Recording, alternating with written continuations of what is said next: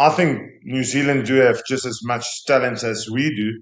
It's just they don't get the opportunity to play. I think Rassie has started something here. He gives guys opportunity and he backs him to be the number one team. Doesn't matter who he puts out there. It can be 15 changes, but he backs him as number ones. And he doesn't rest, let's say, his first 15 players, all of it. He's just mixing and matching and giving everyone opportunities and telling them, listen, if you play, you're the number one Springbok. You're not a stand-in.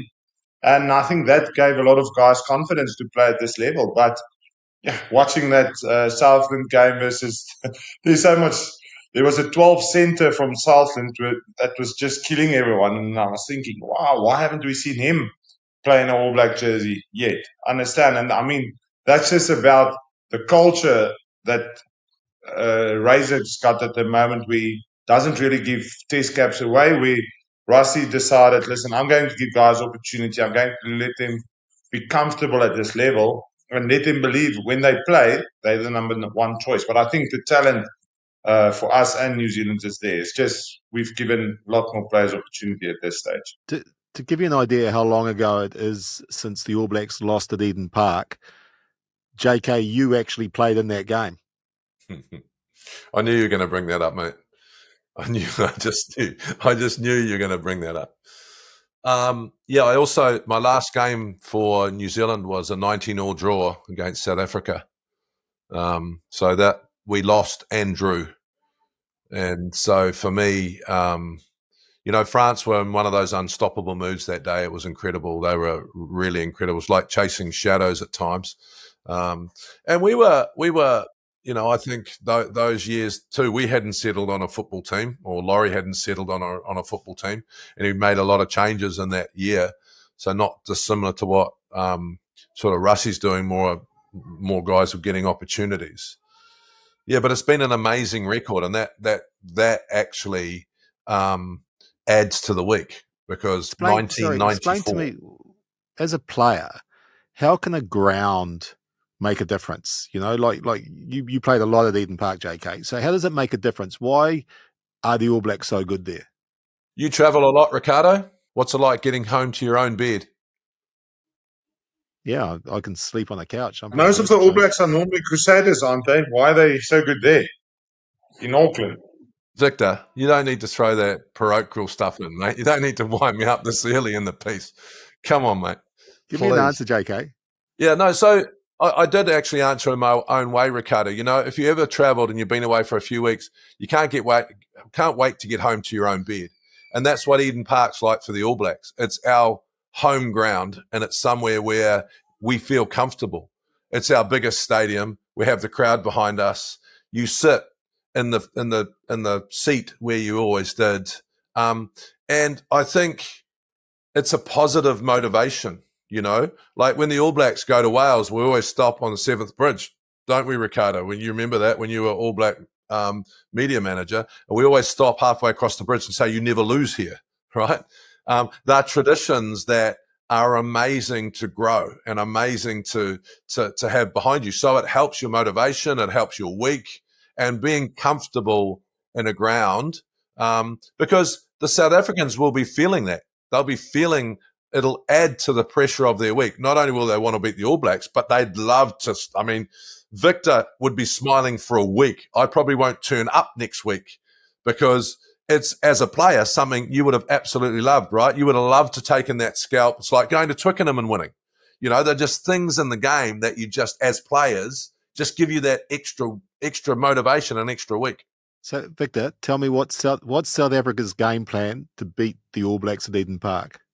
Well, I think like JK said earlier, I don't think any of the two teams is as comfortable as they would want it to be going into this test match. I think that Australia loss has put us back a little bit. But again, I think this is all going to be about that mindset, about achieving something no one has achieved in South Africa for a very long time. And you get external motivation. And sometimes you need that. If you've been in a team that's been so successful, has won so many things, sometimes you just need that extra motivation. And I mean, this is it. This is definitely it. Now we need to make a plan. How are we going to do it? How will we beat New Zealand? Can we outplay them ball in hand? Maybe not. Maybe we can. Or are we going back to the old South Africa DNA, put them under pressure, back our forwards, great kicking game? I think that aerial contest is going to be so important. Are we going to? We will definitely go to that. And then from there, we'll open it up and let the guys go and try and play from turnover. So I think we'll probably see much the same as we've seen against Australia in that second test match. And for you, JK, what's the All Blacks game plan to beat South Africa? Oh, so the game plan that we had in the World Cup final and the game plan that we had for the 2 tests last year in South Africa, I thought was perfect, right? So obviously you've got to win your set pieces, and that's a given. But what we did last year is we had this incredibly fast game plan, and I think it was really working. What happened in the critical moments is we got a bit loose and we gave away some penalties, and South Africa came back with their DNA, kicked us to the corners. So for me, I reckon a high game plan. I think in the World Cup in the second half, we probably lost a little bit of nerve around throwing it around, especially when the bomb squad comes on. So for me, a really fast game plan, get them running early, get them going across the field. Our kicking game's incredible, but it should be a turning kicking game where it's on the ground, in behind South Africa. The fullback guys have to come forward. We're rushing on to stuff, trying to create some fumbles, and we need to keep that intensity up. And then we need to have confidence in that in the second half and win the critical moments, right? You've got to win those critical moments because we know exactly what South Africa would do in the second half. And we can't let them settle down into that game. We've got to keep them off their game all for the 80 minutes. And so it makes for an exciting game, right? And just getting back to what Victor said, I think we will know, the players will already know, but the team will be named on Thursday. Who the South African number 10 is will be very much the sign on what sort of game they're going to play, right?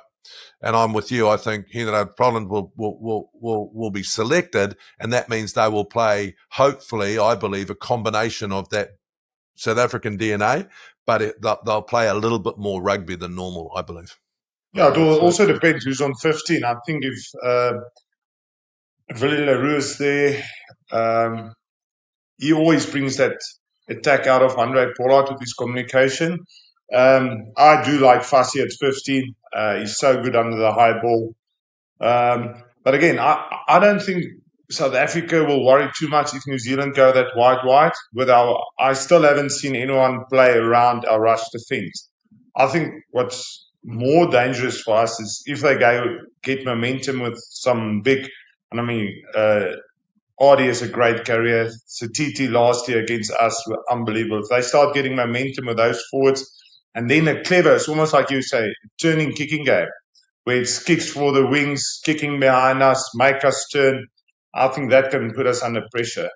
I still don't think New Zealand know exactly how to play ball in hand against this rush defense.